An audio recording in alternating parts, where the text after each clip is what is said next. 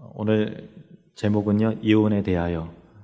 좀 제목이 좀 자극적입니까? 돌싱이란 말 들어보셨나요? 몇 년 전부터 나온 신조어인데요.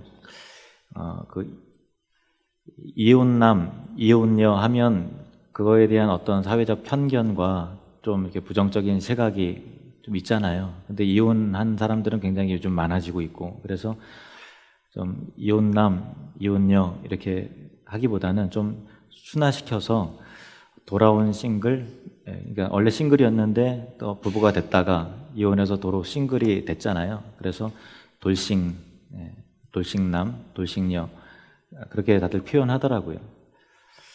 그만큼 이혼이 많은 세대예요. 이혼은 어느 시대, 어느 사회에서나 보편적으로 볼 수 있는 그런 일이죠. 보편적이지만 그러나 겪어내는 사람은 큰 아픔이고 상처고 괴로움이고 또 자녀들에게도 마찬가지고 참 고통스럽고 불행한 일입니다. 그래서 참 예민할 수밖에 없는 주제예요. 누군가에게 상처가 될 수도 있고요. 그러나 그렇기 때문에 다뤄야 될 중요한 주제고요. 또 오늘 역시 예수님 오늘 사복음서 중심으로 나아가는 그 흐름 가운데 오늘 말씀이 있습니다. 이혼이라고 하는 것은 예수님 당시에도 아주 민감하고 또 이슈가 되는 그런 주제였어요. 왜 그러냐면은 어느 시대나 다 이혼이 있었지만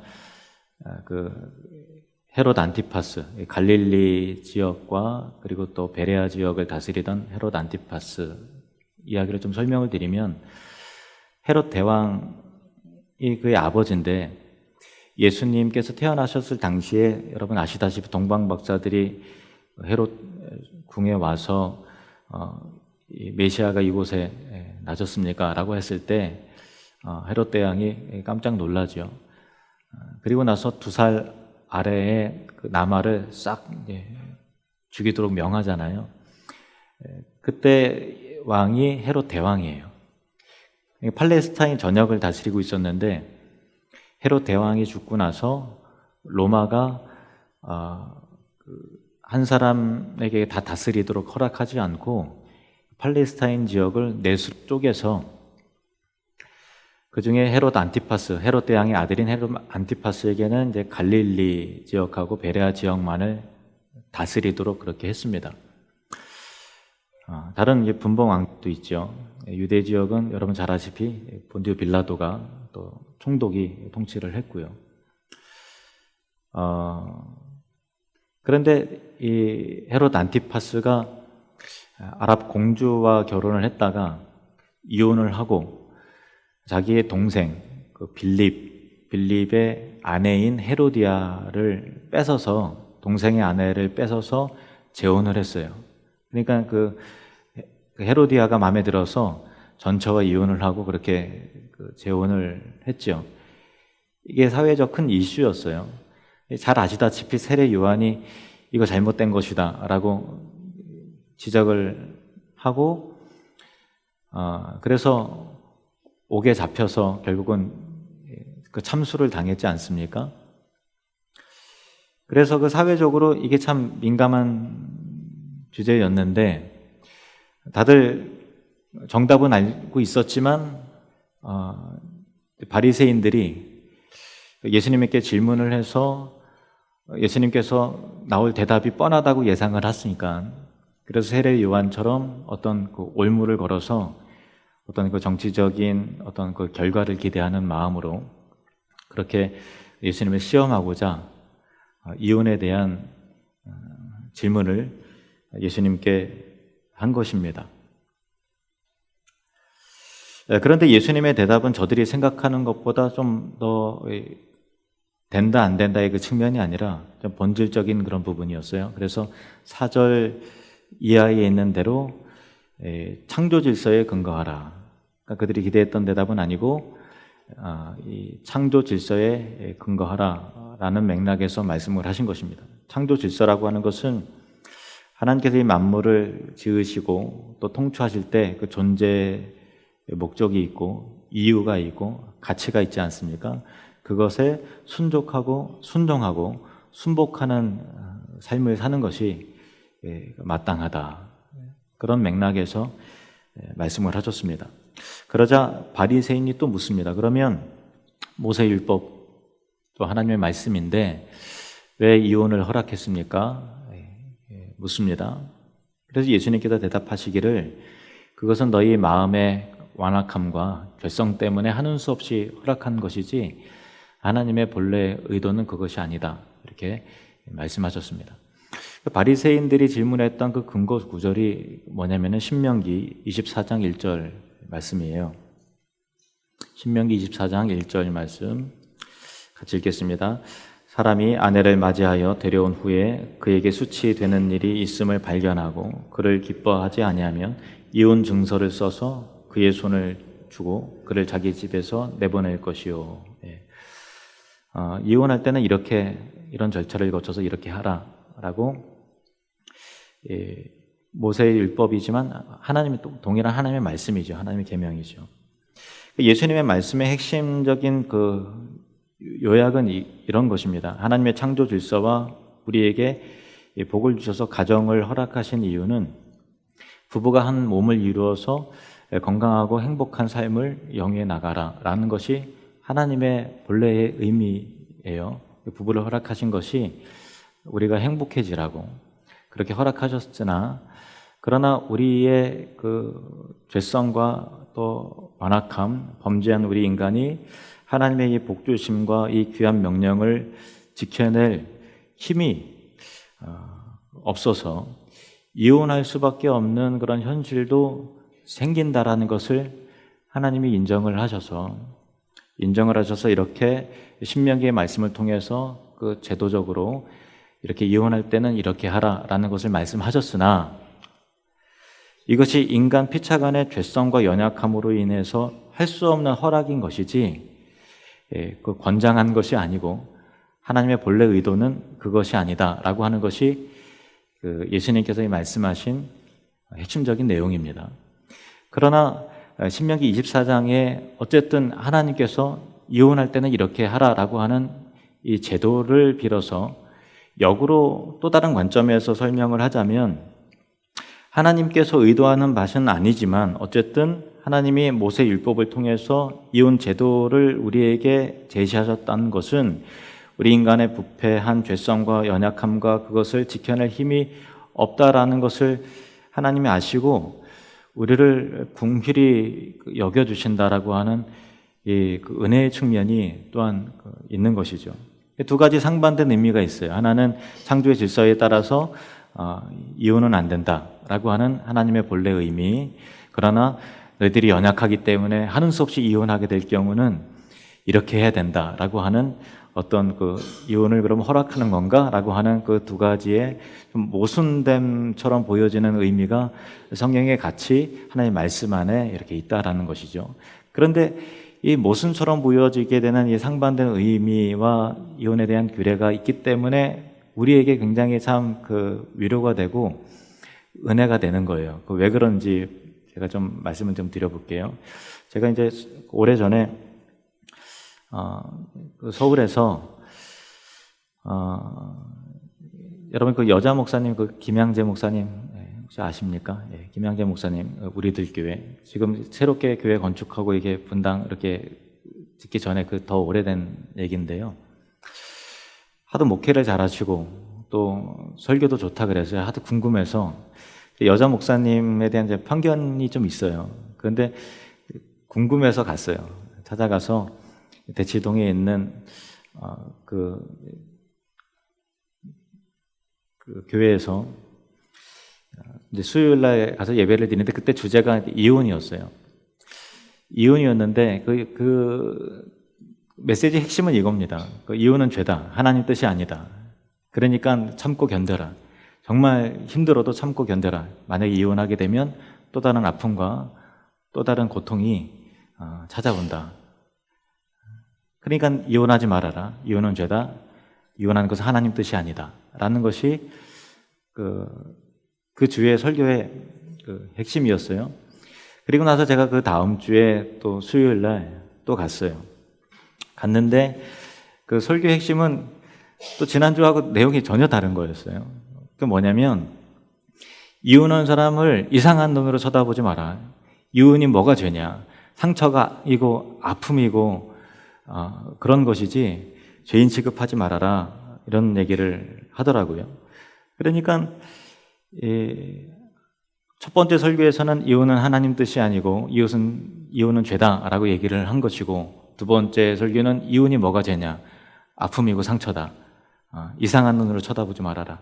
감싸 안아라. 라고 하는 그 메시지였어요. 근데 논리적으로는 말은 안 되는데요. 은혜가 있더라고요. 그러니까 논리적으로 연결을 시킨다는 게 아니라 이 상반된 메시지가 우리에게가 어떻게 가정을 지키고 나아가야 되는지에 대한 어떤 진리에 대한 개념도 깨우쳐주고, 또한 이미 또 그 상처와 아픔이 있는 사람들이 참 공감되어지고, 또 하나님께서 그럼에도 불구하고 우리를 사랑하시고 긍휼히 여겨주시고, 그 이혼이 뭐가 죄냐라고 했을 때 그 아픔과 상처가 있으신 분들의 마음이 치료가 됐겠다, 그런 생각이 제가 들어서 굉장히 그 은혜를 많이 받았어요. 논리를 떠나서. 그래서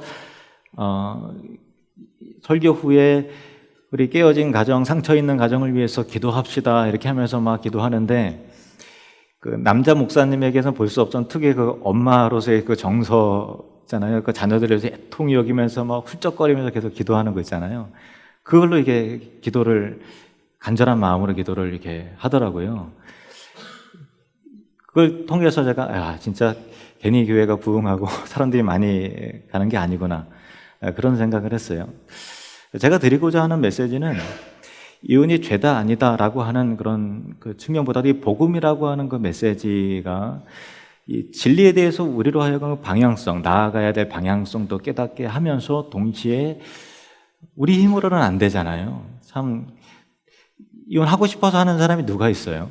그러니까 인간으로서 참 될 수 없는 그런 부분들, 그 아픔들, 그 고통, 고뇌, 그런 것에 대해서 하나님께서 절대 안 돼라고 하는 그런 측면이 아니라, 안 되지만 그러나 피치 못하다, 정말 너희들이 괴로워서 그렇게 할 때는 이런 절차를 거쳐서 이렇게 해라 라고 하는 것이 참 그 얼마나 우리에게 있어서 은혜인가. 그렇다고 본심이 해도 된다라는 것은 아니지만 그 두 가지의 모순이 우리 모두를 아우르고 참 우리에게 평강을 누리게 하고 너무나 아프고 고통스러운 그 흔적들을 십자가 복음으로 말미암아 위로받게 하는 그 복음의 메시지.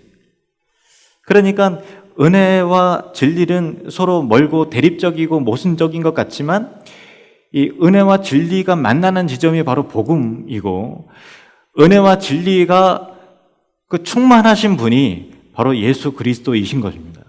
그래서 우리가 예수님을 만나면 우리 인생이 어떻게 살아가야 되는지를 알게 되고, 우리 가정이 나아가야 될 그 방향과 창조 질서의 회복에 대해서 어떻게 우리가 거룩하고 의로운 길로 가게 되는지 하나님 아버지의 뜻을 알기 때문에 한 걸음 한 걸음 다다를 수는 없지만, 완성될 수는 없지만, 그러나 힘있게 나아갈 수 있는 그 발걸음을 제공하면서 동시에 예수님께서 짊어지셨던 그 십자가의 구속의 은혜와 부활하심을 통해서 연약해서 정말 할 수 없고 넘어지고 자빠지는 우리를 그래도 불쌍히 여겨주시고 의롭다고 품어주시고, 그래도 우리를 하나님의 자녀라고 이렇게 자녀 삼아주시는 하나님의 구원의 그 감격과 은혜 속에서 우리가 진리됨과 은혜가 이렇게 그리스도의 인격과 그 사역과 십자가와 부활의 메시지 안에 충만하다는 것이 우리에게 있어도 얼마나 큰 감격적인 요소인가, 그런 것들을 생각해 보게 되는 것입니다. 이것이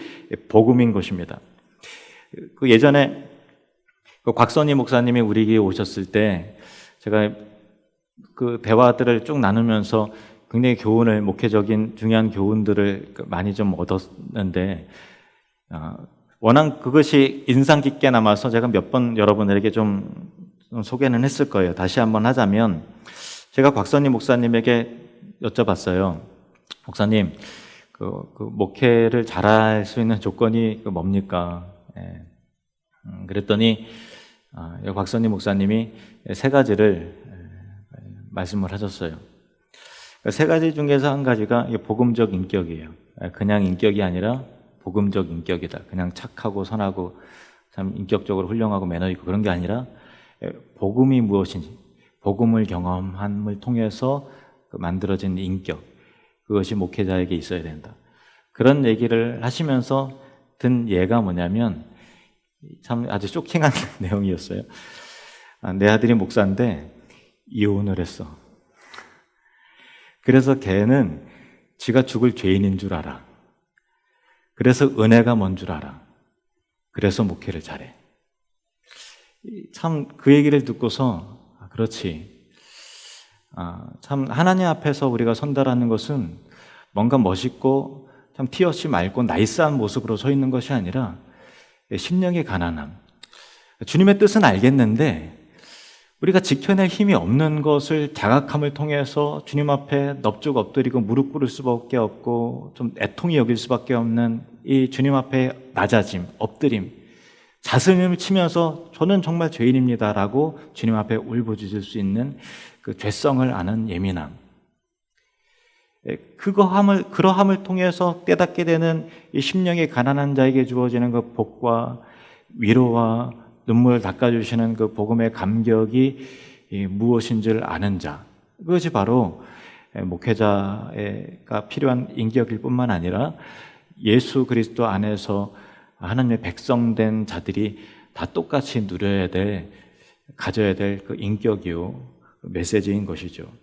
로마서 5장 21절에서 21절 말씀을 보시겠습니다. 로마서 5장 20절 21절 말씀 시작. 그러나 죄가 더한 곳에 은혜가 더욱 넘쳤나니 이는 죄가 사망 안에서 왕노릇한 것 같이 은혜도 또한 의로 말미암아 왕노릇하여 우리 주 예수 그리스도로 말미암아 영생에 이르게 하려 함이라. 아멘. 같이 한번 따라해 볼까요? 죄가 더한 곳에 은혜가 더욱 넘쳤나니. 참 역설적이에요. 그죠? 한 번 더요. 참 너무 귀한 메시지입니다. 죄가 더한 곳에 은혜가 더욱 넘쳤나니.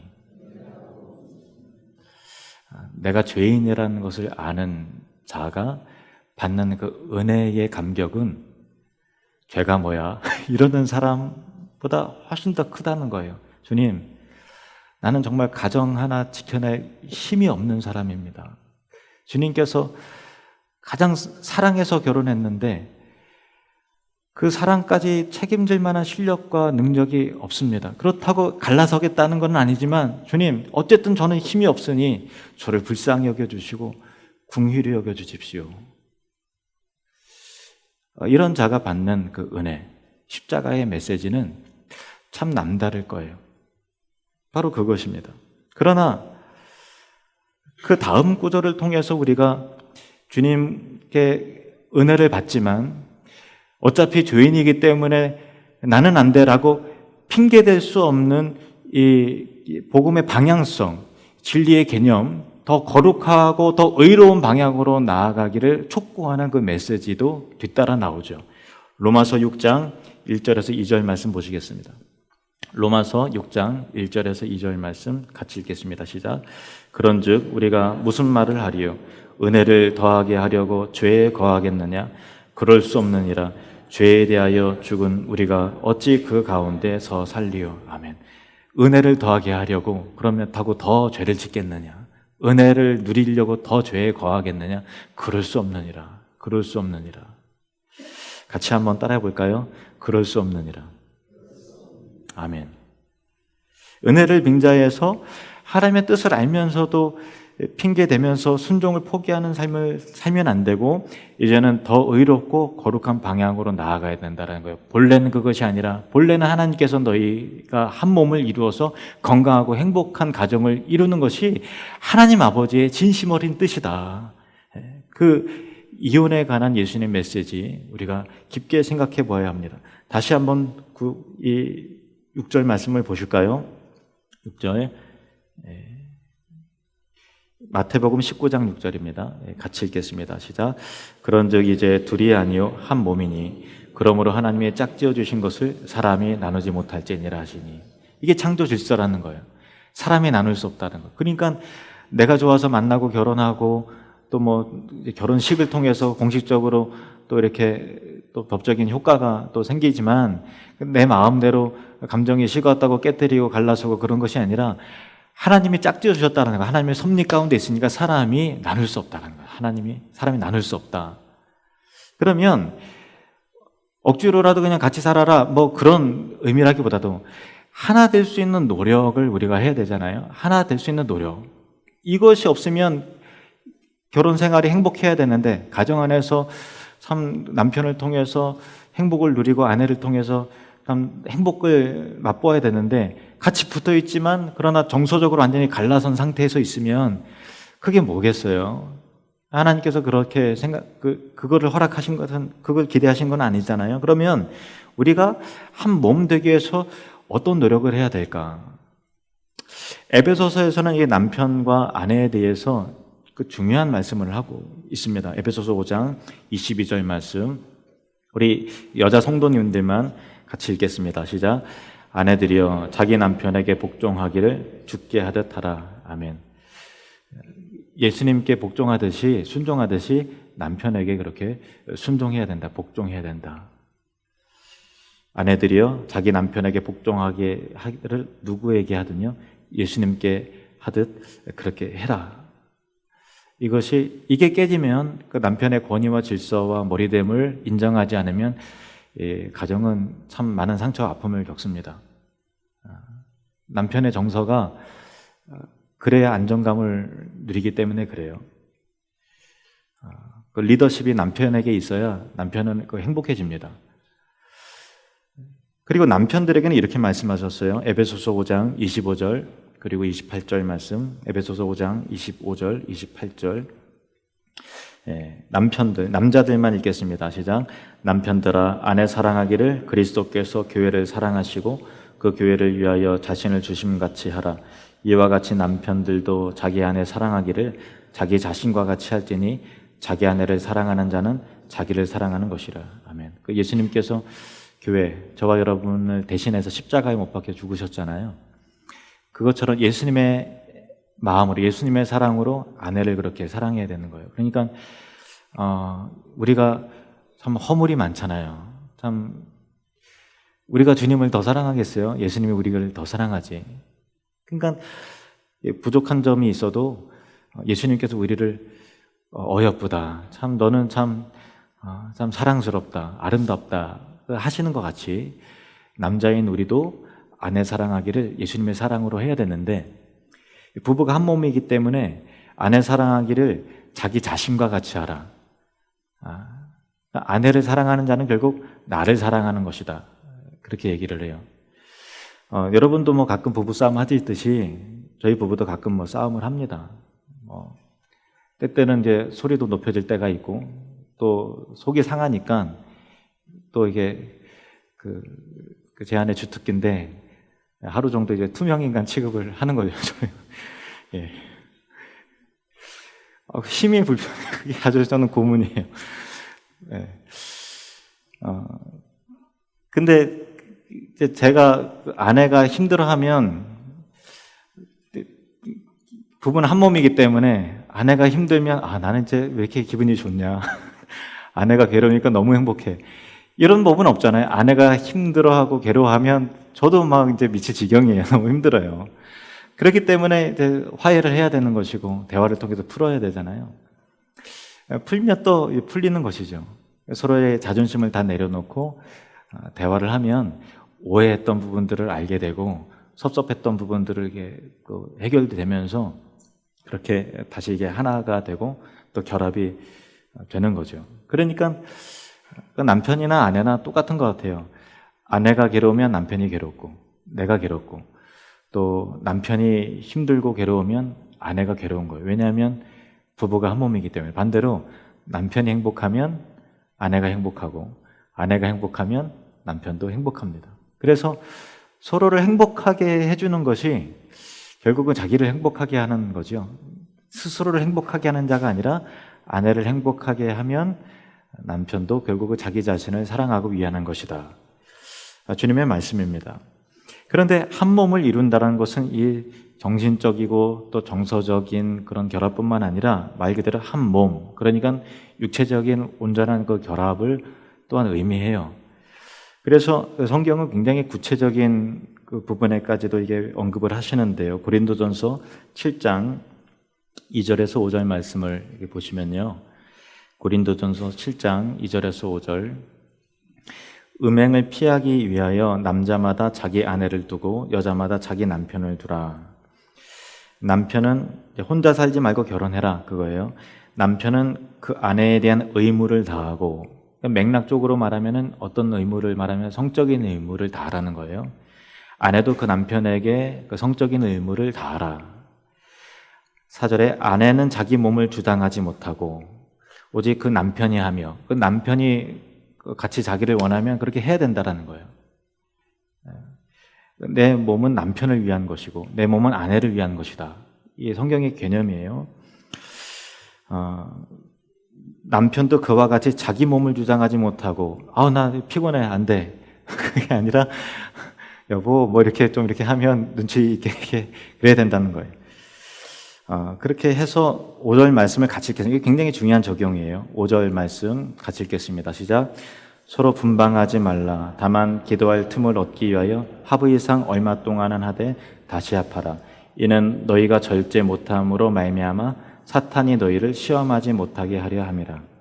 서로 분방하지 말라. 각방 쓰지 마라. 침대 따로따로 하지 말고 무조건 아무리 싸우고 아무리 힘들어도 같이 자라. 그게 부부다라는 거예요. 같이 자야 부부다.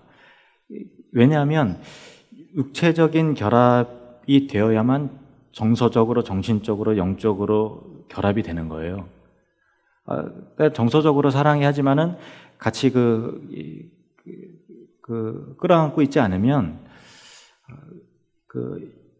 정서적으로 되게 분리가 되기 시작해요. 그래서 부부는 한 몸을 이루어야 되죠.